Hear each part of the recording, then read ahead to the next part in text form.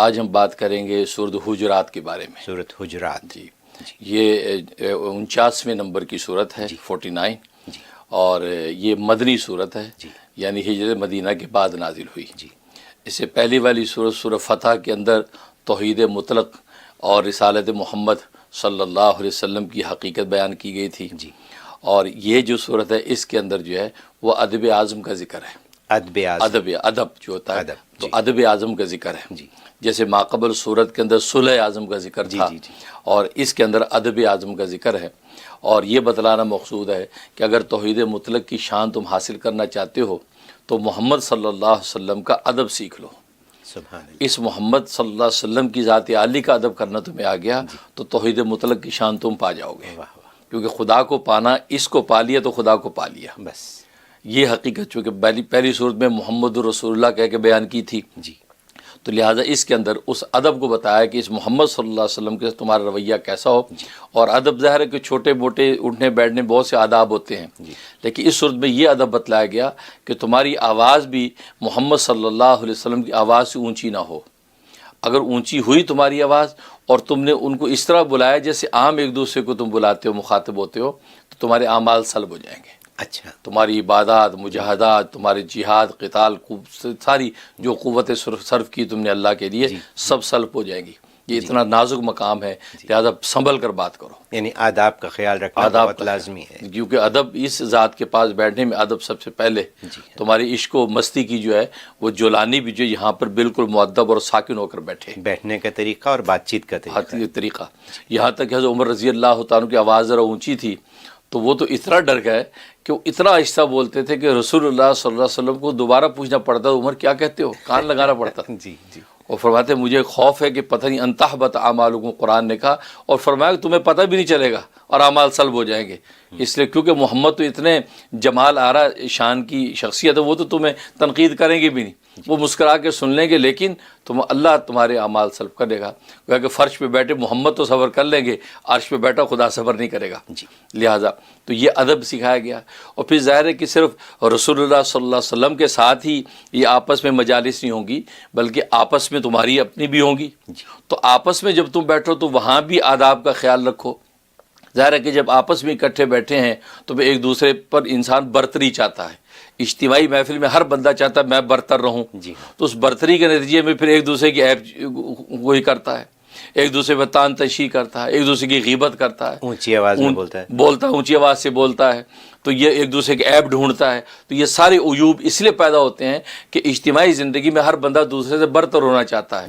تو اللہ تبارک و تعالی نے وہ آداب بھی بتلا دیے کہ نہیں، تمہیں یہ کرنے کی اجازت نہیں، غیبت نہ کرو، ایک دوسرے کی ٹو نہ لگاؤ، ایک دوسرے پہ تانہ تشیح نہ کرو، برے لقب برے نام سے نہ پکارو، اور بلکہ مرد اور عورتیں جو ایک دوسرے کے مذاق نہ اڑائیں کہ عورتوں کا مذاق اڑا رہی، مردوں کا مذاق اڑا رہے ہیں، تو وہ ہے کہ یا عورت مردوں کا، مرد عورتوں کا۔ تو یہ سارے آداب جو ہے اس صورت کے اندر واضح کر دیے گئے، کیونکہ رسول اللہ صلی اللہ علیہ وسلم کے ساتھ ساتھ آپس میں بھی تمہیں ایک دوسرے کے ساتھ ملنساری کرنی ہوگی۔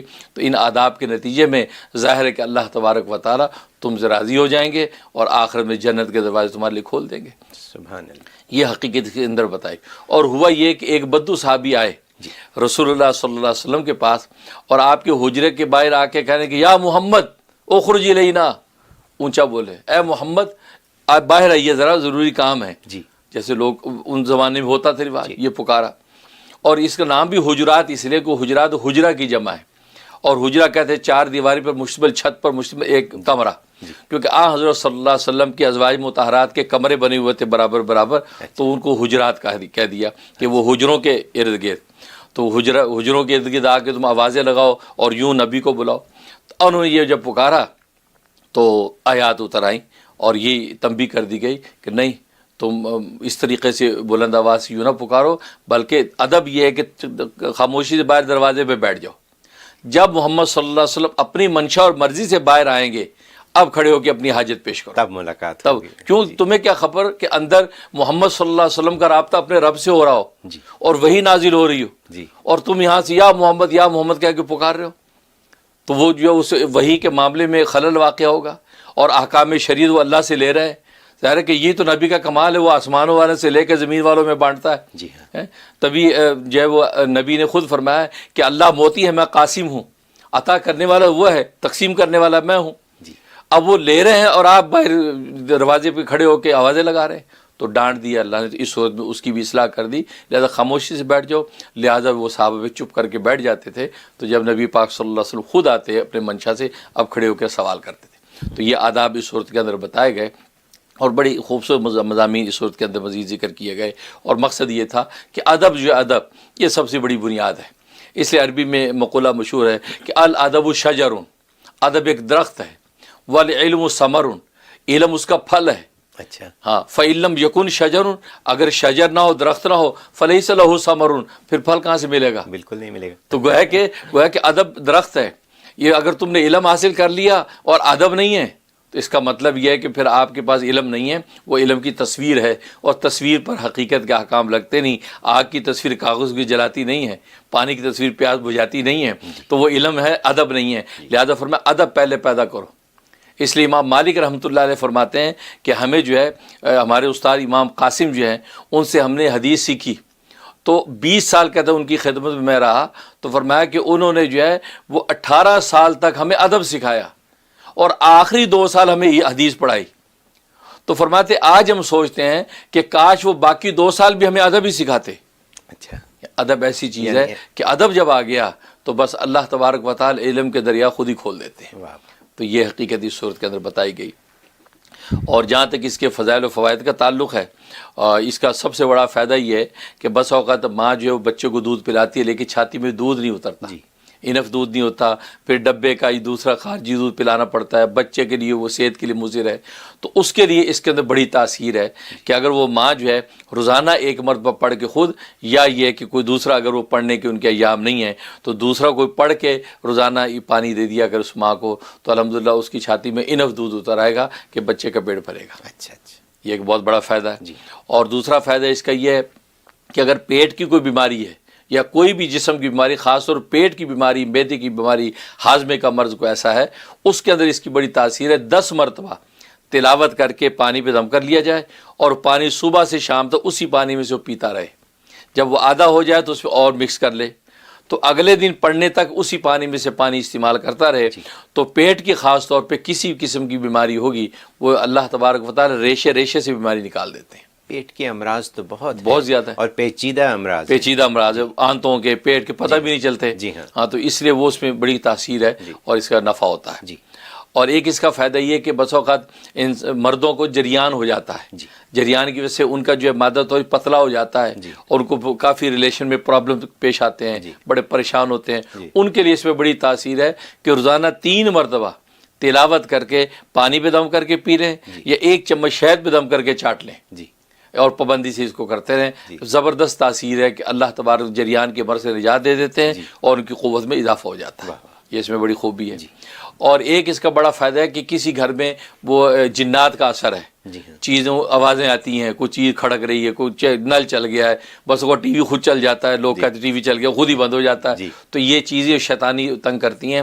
اس پہ سورہ حجرات کے اندر اس کی بڑی تاثیر ہے کہ سورہ حجرات تلاوت کر کے یا بلند آواز سے آڈیو میں لگا دیا جائے، یا خود تلاوت کر کے پانی اگر چھڑک دیا جائے، تو 11 دن پابندی سے کر لیں تو کسی قسم کی جناتی اور عصبی تصرف نہیں رہتا، اور اللہ تبارک و تعالیٰ عافیت دے دیتے ہیں. گھر پاک و صاف ہو جائے گا، بالکل بہترین ہو جاتا ہے. سبحان اللہ. یہ اس میں خوبی ہے. اور باقی یہ اس کے خواب میں تعبیر کا جہاں تک تعلق ہے، اس کی خواب میں ایک بشارت یہ ہے کہ جو یہ دیکھتا ہے، یہ پڑھتا ہے، یہ سنتا ہے، اس میں اشارہ اس بات کی طرف ہے کہ یہ صلہ رحمی کرے گا، اپنے رشتہ داروں میں، بھائیوں کے ساتھ صلہ رحمی کرے گا. اس کے بدلے میں اللہ تبارک و تعالیٰ اس کو اتنا اجر عطا فرمائیں گے کہ دنیا میں جتنے نافرمان لوگ ہیں ان کی تعداد کے برابر اس کو اجر ملے گا. ظاہر نافرمان دنیا میں زیادہ ہیں، بہت زیادہ ہیں، تو ان کی تعداد کے برابر اللہ اس کو اجر و ثواب عطا یعنی بہت بڑا اجر ہو گیا، بہت بڑا اجر اس کو ملے گا. اور دوسرا فائدہ یہ ہے کہ اس کو جو ہے وہ نیک اعمال کی توفیق ہوگی، اور جو نیک عمل یہ کرے گا اللہ تبارک و تعالیٰ کے وہ قبول ہوگا. یہ اس کا دوسرا فائدہ. اور تیسرا فائدہ یہ ہے کہ اللہ اس کو اور اس کی نسلوں کے اندر ادب عطا فرما دیں گے. سب نسل پوری نسل میں ادب نسل میں ادب آ جائے گا. نبی کا ادب ہے, نبی کے چاہنے والوں کا ادب ہے, اور ادنا امتیوں کو, انسانوں کا ادب اللہ اس کو دے دیں گے. اور ظاہر یہ بہت بڑا تحفہ ہے کہ اس کو اور اس کی نسلوں کو یہ ادب کی تحفہ مل جائے. بہت بڑا تحفہ ہے یہ اس کے فوائد. تو حضرت یہ کتنی بڑی, یہ 18 آیات ہیں اس کی, چھوٹی ہے, چھوٹی صورت, 18 آیات ہیں, اور یہ مدنی صورت ہے, اور ماشاءاللہ اس کے مطابق اس کے اندر بہت سے فضائل موجود ہیں. واہ واہ. یہ ادب کی جو بات ہے, یہ تو ایک ایسی چیز ہے کہ جب آدمی کسی دوسرے سے ادب سے بات کرتا ہے تو وہ ویسے ہی اس کا دل جیت لیتا ہے. اور جہاں آپ نے جو لوگ جن کا اخلاق اچھا ہوتا ہے اور جن کے آداب اچھے ہوتے ہیں, ان کو دنیا میں ہر کوئی پسند کرتا ہے, ہر کوئی ان سے ملنا چاہتا ہے, ہر کوئی جب ان کی آمد ہوتی ہے تو لوگ آگے بڑھتے ہیں ان سے ملنے کے لیے. اور ایسے ہی جو لوگ جن کا بیہیویئر ٹھیک نہ ہو یا زبان ٹھیک نہ ہو, ان سے لوگ کتراتے ہیں. بالکل. تو آداب کے ذریعے, تو اچھے اخلاق اور آداب کے ذریعے لوگ اپنے کام نکال لیتے ہیں. بالکل صحیح بات ہے. تو یہ تو ایک مطلب دنیاوی چیز بھی ہوئی, دنیاوی اعتبار سے بڑا نفع ہے. جی ہاں, دنیاوی اعتبار سے بڑا نفع ہے. ویڈیو کے نیچے سبسکرائب کے بٹن پہ کلک کریں, بیل کے آئیکن پہ کلک کیجئے تاکہ ہر نئی ویڈیو کی نوٹیفیکیشن آپ کو مل جائے.